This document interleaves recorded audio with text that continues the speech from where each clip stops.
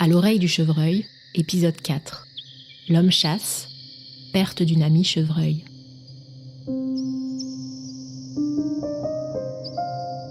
La chasse, on peut l'aimer ou la détester. Mais une chose est sûre, en l'absence de grands prédateurs, cette activité est indispensable à l'équilibre et à la bonne santé des écosystèmes forestiers. La chasse a donc fait partie de la vie sauvage de Geoffroy, alias l'homme chevreuil.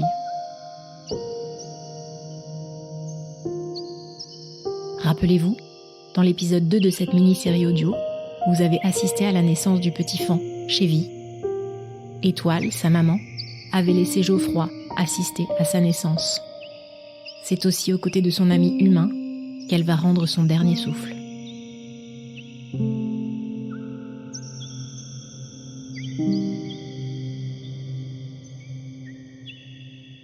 Ça faisait plusieurs mois que je connaissais Étoile en fait, qu'elle m'avait fait confiance directement. Il n'y avait plus de limite de distance entre nous. Elle était très amicieuse et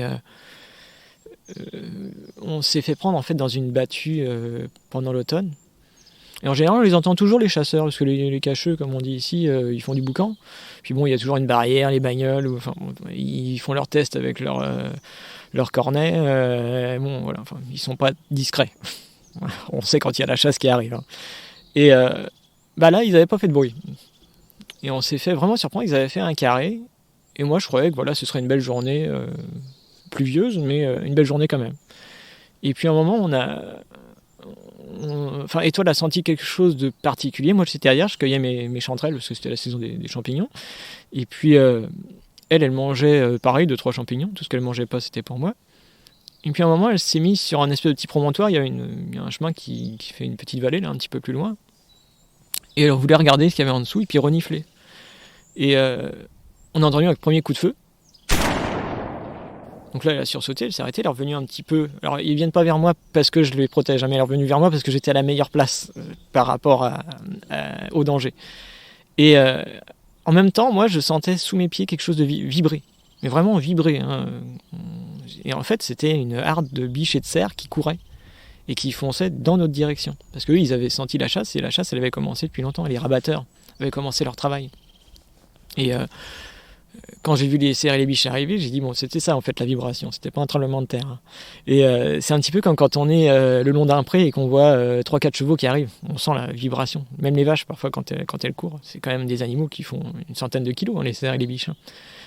Et là, je me suis caché. Étoile aussi. On a laissé passer la harde. Et puis, là, il y a eu un deuxième coup de feu.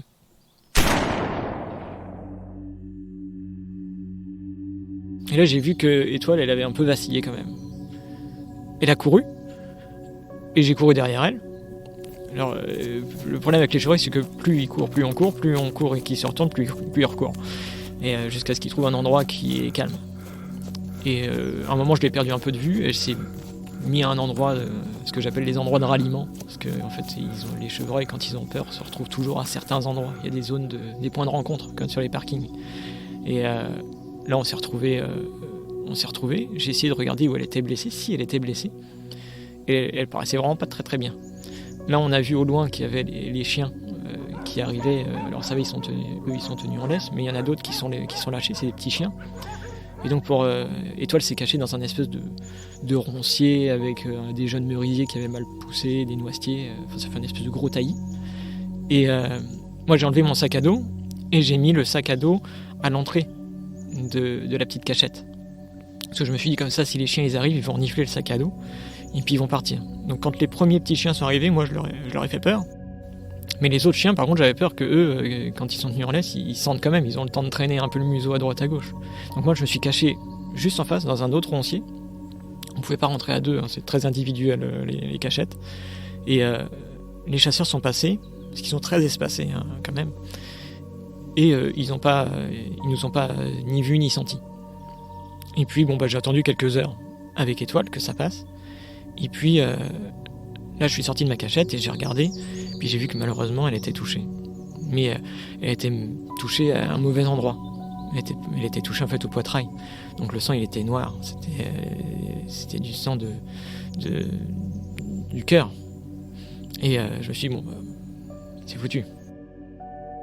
Et puis, elle est morte sous mes yeux. Et j'ai dit hors de question qu'elle finisse dans un congélateur ou dans l'estomac de quelqu'un. Donc je l'ai sortie de son petit roncier. Et puis j'ai décidé de l'enterrer. Sauf que c'était une très grande idée, mais c'était dans les faits quasi impossible. J'avais qu'un couteau, j'avais pas de pelle moi. J'avais qu'un couteau de survie et tailler une tranchée avec un couteau de survie avec un sol qui est rempli de craie et de silex. J'ai fait qu'une demi-tranchée pour le coup, puis j'ai remis des branchages sur elle pour pas que ça se voit.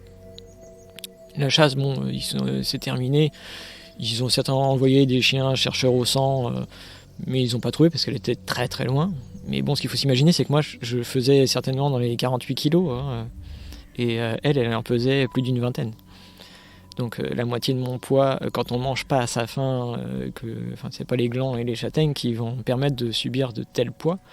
Et ça a été très très difficile de l'emmener là-bas, mais enfin je la considérais, je l'aimais, donc je voulais pas que... c'était mon ami.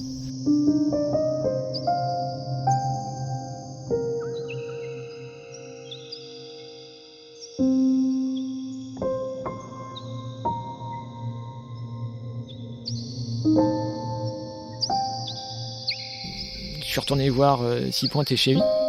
Et puis, manque de bol, Six Pointes s'est ramené vers moi. Et moi, j'avais plein de sang d'étoiles sur moi. Et il m'a reniflé, il m'a regardé, il a soufflé et est parti en courant. Alors là, ça m'a dévasté. Je me suis dit, c'est bon, je suis en train de perdre tous les amis parce que comme un con, j'ai oublié d'enlever les vêtements. Et il va croire que c'est moi qui l'ai bouffé ou tué. Et puis, il est revenu quelques heures plus tard.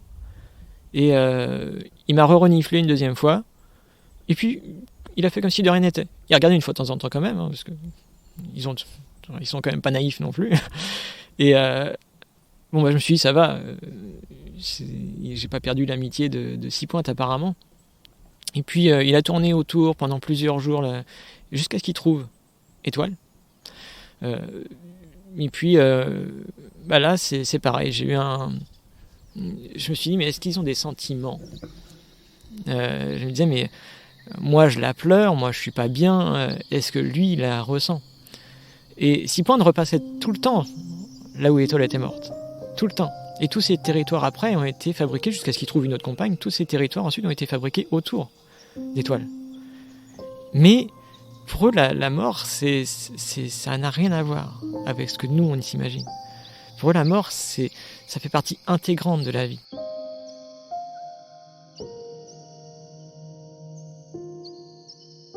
La chasse, Geoffroy savait comment s'en protéger, à l'inverse de ses amis chevreuils. Dans le prochain épisode, c'est l'homme qui va murmurer à l'oreille des chevreuils. Et s'il était possible de leur apprendre à se défendre? On vous dit à demain, même lieu, même endroit.